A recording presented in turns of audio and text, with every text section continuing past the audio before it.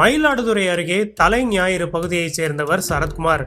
இவர் குவைத் நாட்டில் கடந்த 5 ஆண்டுகளாக டிரைவராக வேலை பார்த்து வந்தார். வெளிநாடு செல்வதற்கு முன்னர் திருப்புங்கூர் பகுதியைச் சேர்ந்த சங்கீதா என்ற பெண்ணை காதலித்து வந்தார். இந்நிலையில் காதலி தற்போது வைத்தீஸ்வரன் கோவில் காவல் நிலைய எஸ்ஐ ஒருவரை காதலிப்பதாக கூறி தன்னை நிராகரிப்பதாகவும் வாழ பிடிக்கவில்லை என்றும் பெற்றோருக்கு ஆடியோ மெசேஜ் ஒன்றை அனுப்பியிருந்தார். இந்த நிலையில் சரத்குமார் கடந்த 29ஆம் தேதி குவைத்தில் தற்கொலை செய்து கொண்டார்.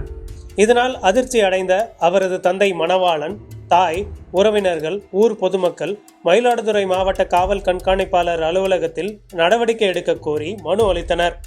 10 வருடங்களாக காதலித்து வந்த பெண்ணிற்கு சரத்குமார் அனுப்பி வைத்த 15 பவுன் நகை மற்றும் 2 லட்சம் ரூபாய் பணத்துடன் சேர்த்து உரிய இழப்பீடு வழங்க வேண்டும் எனவும், நம்பிக்கை மோசடி செய்த சங்கீதா மீது நடவடிக்கை எடுக்க வேண்டும் எனவும் வலியுறுத்தினர். இந்த நிலையில் எஸ்ஐ சூரியமூர்த்தி ஆயுதப்படைக்கு இடமாற்றம் செய்யப்பட்டார். குவைத் நாட்டிலிருந்து சரத்குமார் உடல் சொந்த ஊருக்கு ஆம்புலன்ஸ் மூலம் கொண்டு வரப்பட்ட நிலையில் பட்டவர்த்தி கடை வீதியில் ஆம்புலன்ஸை வழிமறித்து 300க்கும் மேற்பட்ட பொதுமக்கள் சரத்குமார் உடலை வைத்து போராட்டத்தில் ஈடுபட்டனர்.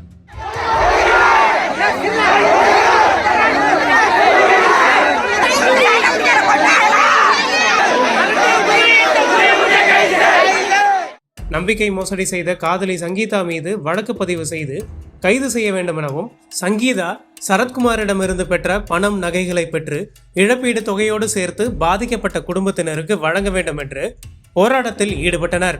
இதனிடையே தஞ்சை சரக டிஐஜி ஜியாவுல் உத்தரவின் பேரில் எஸ்ஐ சூரியமூர்த்தி தஞ்சாவூர் மாவட்டத்திற்கு பணியிட மாற்றம் செய்யப்பட்டார். சாலை மறியல் போராட்டத்தில் ஈடுபட்ட பொதுமக்களிடம் காவல்துறை அதிகாரிகள் பேச்சுவார்த்தை நடத்தினர்.